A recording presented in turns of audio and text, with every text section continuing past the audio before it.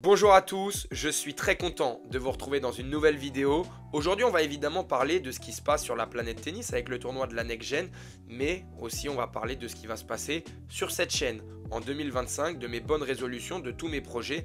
Alors bouge pas, ça commence tout de suite.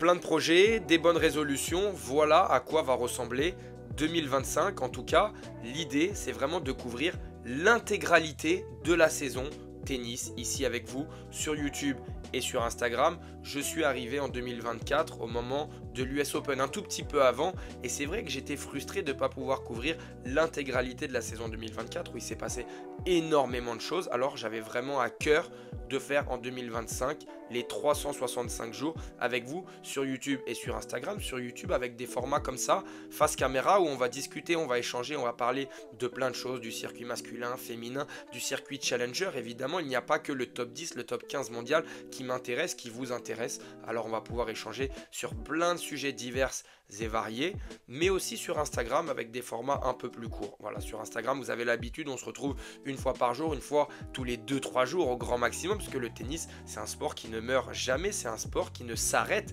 jamais. On a toujours des choses à raconter, des choses à se dire. Alors évidemment, on se retrouvera là-bas très fréquemment, et puis sur YouTube, on se retrouvera très fréquemment également pour couvrir l'intégralité des grands chelems, les Master 1000, évidemment, ça nous intéresse, puis tous les sujets qui nous tiennent à cœur, qui me tiennent à cœur. Donc on risque de se régaler en 2025. On devrait se régaler, mais j'ai envie de dire on se régale déjà, puisque oui, on a un premier tournoi qui a commencé, c'est le tournoi de la Next Gen. Alors pour expliquer déjà le tournoi de la Next Gen, ça réunit les 8 meilleurs jeunes de moins de 22 ans. Voilà, les 8 meilleurs joueurs, donc de moins de 22 ans, les 8 meilleurs jeunes. Et on va rappeler, puisque ça se joue avec des règles assez particulières. Match au meilleur des 5-7, 4 jeux gagnants avec tie-break à 3 partout, point décisif à 40A, il n'y a pas de let au service, que ce soit sur première ou deuxième balle. Il y a un seul traitement médical par match et pas d'échauffement par cours. Voilà, pêle-mêle un petit peu les différentes règles qu'on peut retrouver. On aime, on n'aime pas, en tout cas, c'est pas un tournoi officiel.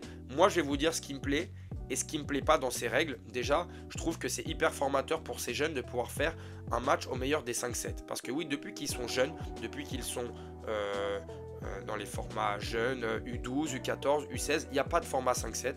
Avant, à l'époque, pour les jeunes joueurs qui arrivaient sur le circuit, il y avait au moins la Coupe Davis pour les meilleurs d'entre eux. Là, aujourd'hui, il n'y a plus rien à part les grands chelems. Là, on a quelques joueurs qui n'ont pas encore fait forcément de grands chelems ou qui ont fait des qualifs. Bref, je trouve que mine de rien, voilà, ça permet de découvrir un petit peu ce que c'est un match en 5-7. Moi, c'est quelque chose qui me plaît. C'est vrai que c'est dur à mettre en place dans d'autres tournois. C'est aussi ce qui fait le charme des grands chelems. On ne peut pas le mettre à tort et à travers.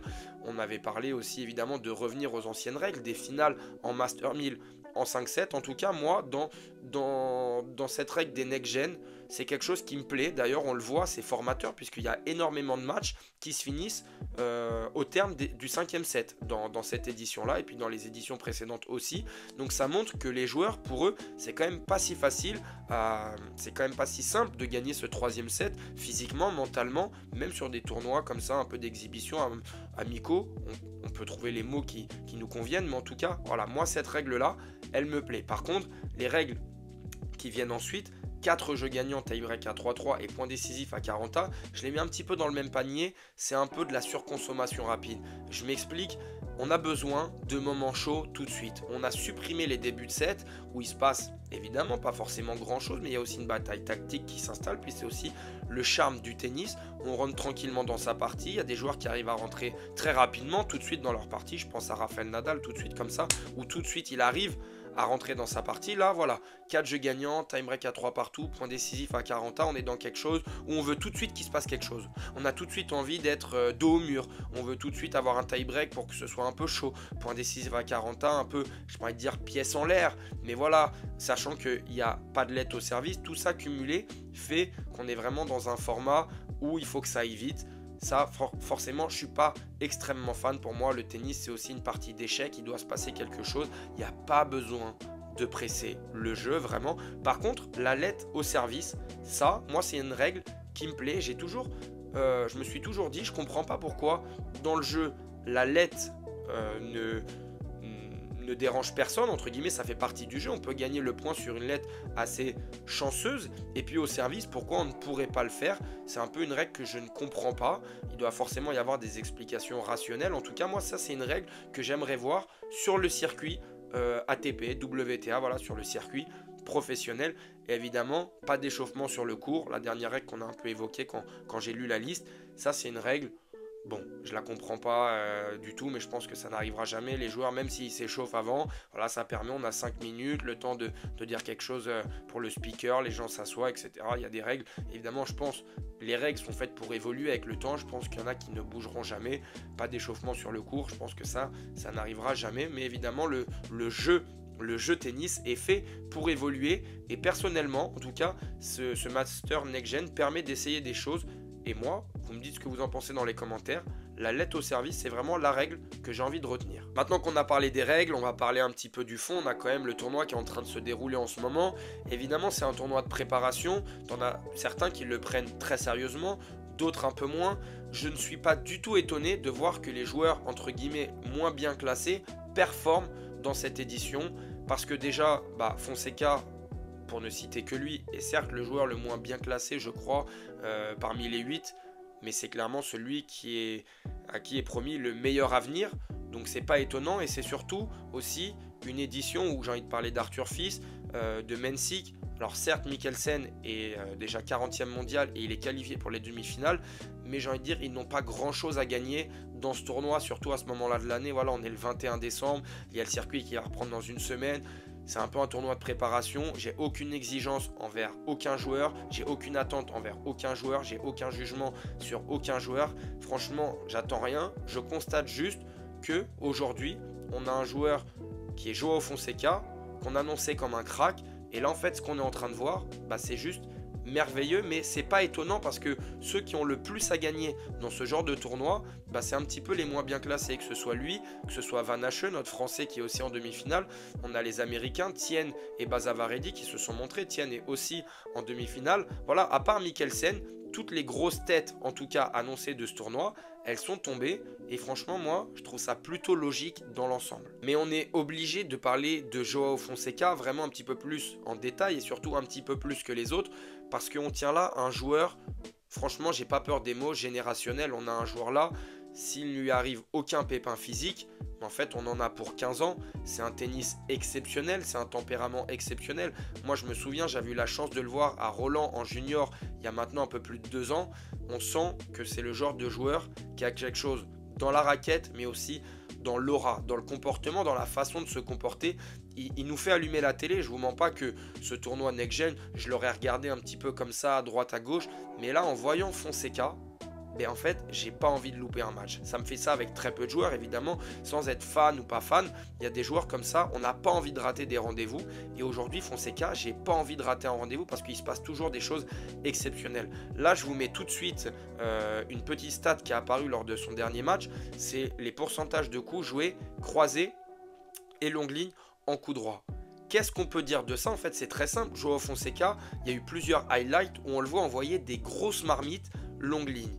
En fait, il a une facilité à changer de direction, de jouer croisé, longue ligne, peu importe, avec une réussite, j'ai envie de dire, insolente. Fonseca, aujourd'hui, il arrive à changer de direction extrêmement facilement à son jeune âge. Je rappelle qu'il a à peine 18 ans. Franchement, c'est monstrueux. Il dégage une puissance, franchement, c'est assez flippant, on va pas se mentir. Et surtout, aujourd'hui, dans le tennis moderne, les changements de direction, c'est un petit peu la clé de la réussite. Parce qu'on parle beaucoup des diagonales, des Zverev, des Medvedev qui arrivent à tenir leur diagonale et à neutraliser leur adversaire. Pourquoi? Parce que les joueurs ont du mal à partir longue ligne. On sait que le filet est plus haut, on sait que la distance est plus courte. Et tout ça, c'est des indicateurs qui montrent que Fonseca, aujourd'hui, lui, il n'a pas peur de tout ça. On le voit avec ses pourcentages. Je remets encore les pourcentages. Il joue plus longue ligne que croisé. Et il a gagné ses 3 matchs. Donc ça nous montre quand même qu'il est capable de prendre des risques mesurés, mais des risques qui fonctionnent, qui marchent. Et tout ça en faisant le spectacle, en faisant le show. En fait, les derniers joueurs que j'ai en tête qui changent de direction aussi facilement, que ce soit de croisé à longue ligne ou de longue ligne à croisé, avec vraiment autant de facilité, j'en ai 2 ou 3 en tête. Il y avait Agassi, il y avait Djokovic et il y a Sinner. Sinner aussi, pour ne citer que lui en ce moment, a une capacité à déclencher longue ligne très facilement pendant que les joueurs essayent de tenir leur diagonale comme font 99% des joueurs. Non, Djokovic Prime, à l'époque, avait une facilité, coup droit comme revers, à changer de direction dans les échanges. C'est pour moi la qualité numéro 1 aujourd'hui pour performer au très haut niveau. Et Fonseca, aujourd'hui, il nous montre déjà à son jeune âge qu'il est capable de faire ça. Bref, au moment où je fais cette vidéo, il y a les demi-finales qui vont pas tarder à commencer. On a 2 belles demi-finales. On a un Français à ne pas sous-estimer parce que oui, Van Hache, évidemment, dans cette année 2024, c'était un petit peu brouillon, mais on ne peut lui souhaiter que du positif pour 2025.